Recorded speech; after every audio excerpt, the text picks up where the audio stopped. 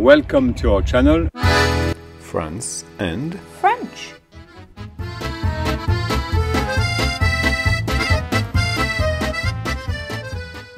Here's a question for all you foodies out there. What does Peach Melba, Pêche Melba, and this town in the south of France, Villeneuve-Loubet, have in common? The answer is this man, Auguste Escoffier, father of modern French cuisine. And if you're interested in French food, then you should certainly know about him. There's a museum dedicated to his life in Villeneuve-Loubet, and it was where he was born in 1846. Et c'est sa maison natale.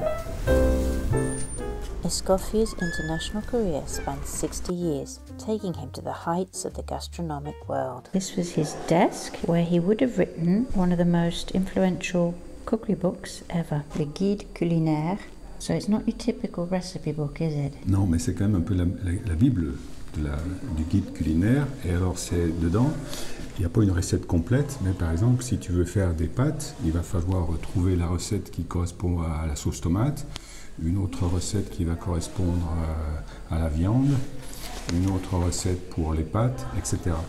And it has to be learned by heart by all of France's MOF en cuisine. Meilleur ouvrier de France is a prestigious honorary title given to winners of a particularly tough professional contest. They're awarded a medal at a ceremony at the Élysée Palace in the presence of the French president. MOF chefs can be recognized by their red, white and blue collar on their whites. Regarde, il y a une brochette de MOF, de meilleurs ouvriers de France, qui se trouve aussi, qui sont des 3 étoiles au guide Michelin. Back to the peaches. What's this a picture of? Mais tu vois, c'est un signe avec, en glace, et puis dessus, il y a de la pêche. I think that's the Pêche Melba. Oui, alors c'est Escoffier qui l'a inventé pour Madame Melba, qui était une chanteuse d'opéra. And here she is, Nelly Melba. Escoffier est contemporain de la Belle Époque, donc où les palaces rivalisent de raffinement. L'hôtelier César Ritz rencontre Monsieur Escoffier et lui demande de venir travailler pour faire la nourriture dans ses hôtels, puisque en fait Ritz avait un problème, c'est que les clients ne restaient pas dîner, parce que les repas n'étaient pas à la hauteur. Donc il demande à Escoffier de venir diriger ses restaurants.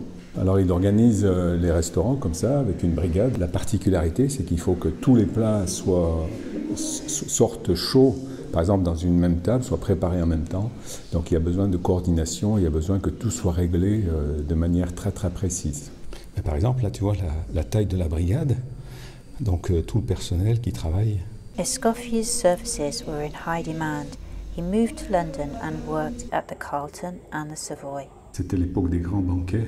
So he became such a big name that he cooked for kings, didn't he? He cooked for the coronation of Edward VII, who called him something special. He called him le cuisinier des rois et roi des cuisiniers.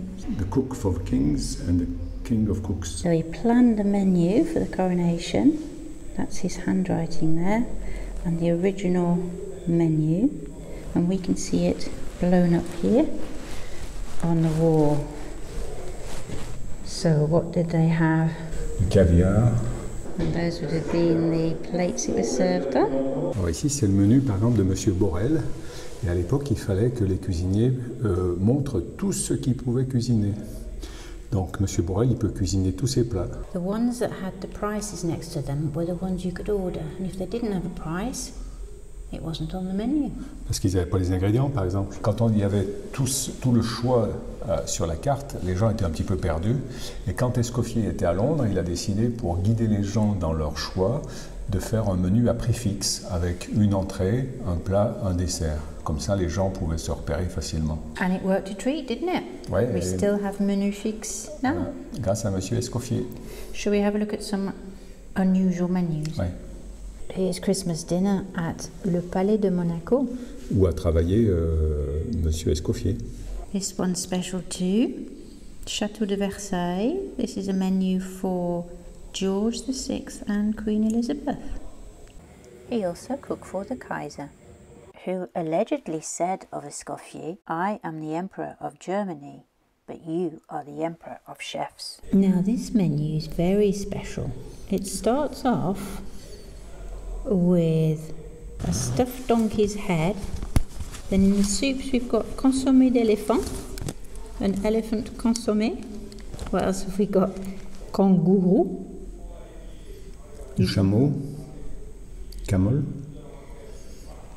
de l'ours, Bear. du loup, Wolf. du chat, Cat. rats.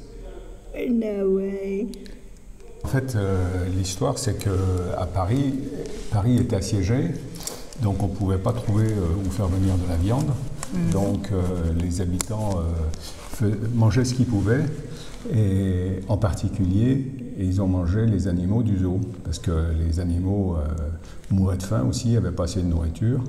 Donc ils ont décidé de manger, d'aller au zoo pour se nourrir.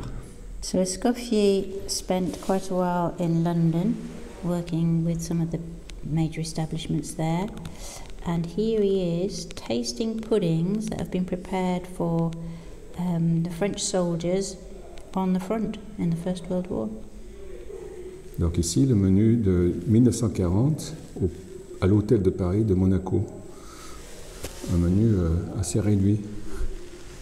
Because it was during the war. Ben oui, il y avait des restrictions. And this is a rather unusual dessert suggestion. Escoffier n'était pas qu'un cuisinier, c'était aussi un homme qui aimait les hommes, et il a beaucoup travaillé avec les agriculteurs, par exemple, pour commercialiser leurs produits. C'est lui qui a un peu est à l'origine des conserves de légumes. And the stock cube. Oui, alors c'est lui qui avait mis au point un célèbre bouillon, qu'on utilise toujours d'ailleurs. Escoffier introduced standards for behaviour and organisation in the kitchen, with a hierarchy we now know. The museum demonstrates how kitchens have changed over time. Donc les équipements de cuisine assez rudimentaires, donc c'était principalement du feu, de bois, et puis une broche qui tourne, et dessus on faisait des rôtis. This is a bit more modern, isn't it? Oui, alors ça s'appelle un potager, donc le bois était stocké ici, il y avait du feu ici et là, et ça chauffait en fait, il y avait trois ou quatre modes de cuisson.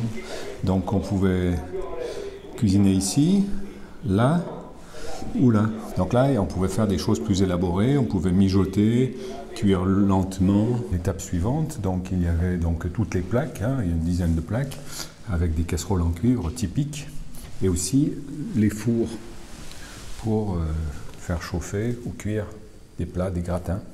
Là, une version plus moderne des années 50, donc c'était cuisson au gaz avec four et puis des plaques. Hot plates. Voilà. Et puis du feu aussi, du gaz là. So there's lots of expressions in English and in French to do with cooking. So let's have a look at some. Les carottes sont cuites. Literally the carrots are cooked, but we would say the chips are down. Couper la poire en deux. Cut the pear in two. That means meet halfway. Marcher sur des œufs. To walk on eggs, or to walk on eggshells, we say in English. Haut comme 3 pommes. To be as tall as 3 apples, so in English, to be knee-high to a grasshopper. C'est la cerise sur le gâteau. It's cherry on the cake, or the icing on the cake, we say. C'est la fin des haricots. It's the end of the beans, or our goose is cooked. Avoir la patate. Have the potato, which in English would be to be in great shape. I like this one. Avoir la pêche. To have the peach, literally, to feel great, and I like this one. Avoir un cœur d'artichaut. To have an artichoke heart, which means to fall in love easily. Oh, that's nice. Amène ta fraise. You say that all the time. Bring your strawberry, literally, to show your face. Tomber dans les pommes. To fall in apples, which means to faint. Et mi-figue, mi-raisin. Half fig, half grape, which means so and so. Mettre du beurre dans les épinards. To put butter on your spinach, or to put butter on your bread. Avoir la banane. To have the banana, which means to have a happy smile. N'avoir plus un radis. To not have a radish left, which means you don't have a penny left. Alors la cerise sur le gâteau, c'est que la Fondation Auguste Escoffier parraine le collège de Bournouf et Poul, où notre fils a fait sa formation de cuisinier. Escoffier est mort dans sa maison à Monte Carlo et il repose ici dans son village natal à Villeneuve-Loubet.